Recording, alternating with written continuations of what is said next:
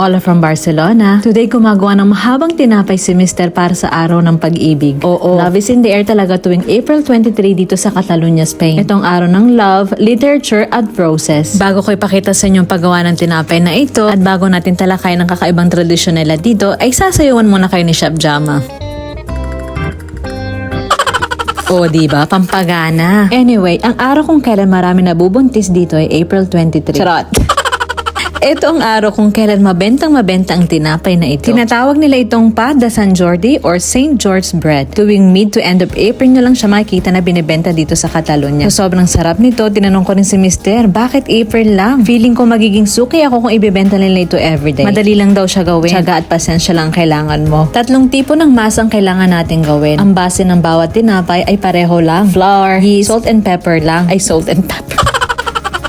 Guys, wag niyong lagyan ng pepper and water lang, okay? Pwede ring dagdagan ng butter pero optional ito. Ang pinakaiba lang ng tatlo ay ang huling ingredients nila. Kakailanganin mo ng sobrasada. Mas okay kung galing sa Mallorca kasi dito nag-originate at dito niyo matatagpuan ang masasarap na sobrasada. Pero lalayo ka pa ba kung dito sa shop namin ay may masarap ding sobrasada? So after nga natin i-mix sa ating bread machine at mabuo ang mga masa, ay saka naman natin lalagyan ng flavor. Sabi ni Chef Jama, malalaman mong okay ng masa ng tinapay na ito kapag nai-stretch mo na ito na hindi nabubutas. Ang unang masa na ginawa niya ay merong emmental cheese. Kahit anong cheese siguro na nagme-melt pwede. Tapos isa-set aside niya lang ito for 30 to 40 minutes. Sunod naman ay ang sobrasada. Ang sobrasada ay gawa sa karne ng baboy. Particularly taba ng baboy, salt and pepper at special paprika from Mallorca. Ganon din ang process, isa-set aside niya lang din para umalsa pa siya ng konti. Last naman ay ang dough with walnut. Dinudurog muna namin sa aming 100 years old na machine. Habang busy ang machine, isasayo na ulit kay ni Chef Jama. Habang hinihintay ko na matapos sa mga masa ay nag-ikot-ikot muna ako dito sa shop. Itong in-laws ng hipag ko, palagi silang andito kapag may big traditions na gaganapin. Sila ang in charge sa decorations ng aming shop. Pareho na kasi silang retired. At alam nila kung gaano karaming trabaho dito sa shop, kaya talagang thankful kami sa kanilang pagtulong. Nag-enjoy naman daw sila kasi wala naman daw silang gagawin sa bahay. Bilib na bilib talaga ako sa pamilya na napuntahan ko. Wala talagang iwanan sa ere. Bukod sa tinapay na San Jordi, marami rin kaming cakes na available. Habang hinihintay ni Mr. na umalsa ang mga donya, ay nagmumultitask naman siya dito. Gumagawa ng ilang cakes.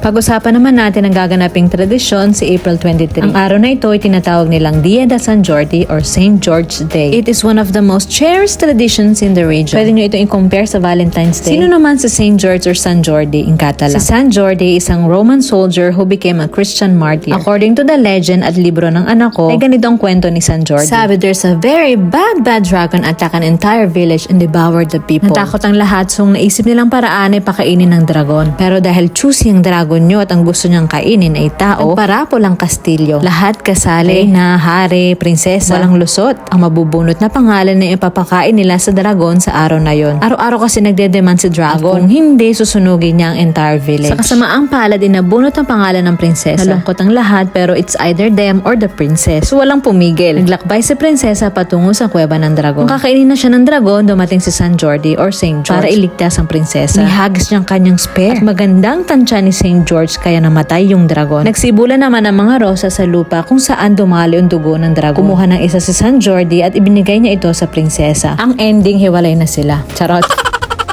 Pero guys, yun talaga ang story ni St. George. Exaggerated lang lola nyo.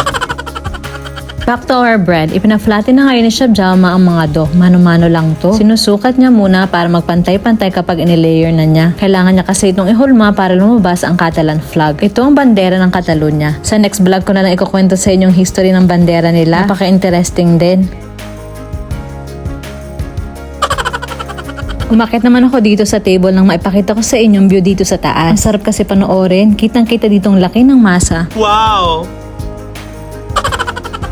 Ipina-flatten na niya dito ang huling doon ipangbabalot niya sa labas ng tinapay. Itong masa na merong walnut. Basta makita nyo later. Excited na ako sa araw na ito. Kasi madadagdagan na naman ang taon na magkasama kami ni Mr. Wedding anniversary kasi namin ang araw na to. Magto 12 years na kami next week. Grabe ang pagtitiis niya sa akin. Nung ikinasal kami, hindi ko talaga alam pa ang importansya ng St. George Day dito. Kakarating ko lang kasi noon dito sa Spain. Sabi niya, April 23 ang pinili niya kasi special day daw ang araw na ito. Ito pala yun. Napaka-romantic at cheesy talaga ni Chef Jama. Nagpropose sa akin ng kasal noong nasa Pilipinas pa kami. Valentine's Day din yun. Gusto niya talaga memorable ang bawat araw. At alam ko, papatay siya ng dragon para sa akin. Kung natagpuan mo na rin ang tao magmamahal sa'yo, ay huwag mo na rin pakawalan. Huwag mong i-take advantage. Suklian mo ng pagmamahal at alagaan mo rin siya. At bukod dyan, respeto nyo ang isa't isa. Hanggang dito na lang video natin for today at baka maiyak pa ako kakakwento ng love story namin sa inyo. Sana nag-enjoy kayo. Ay, comment na lang sa baba kung ano pinaka nagustuhan nyo sa video na ito. Hanggang sa susunod. Adios!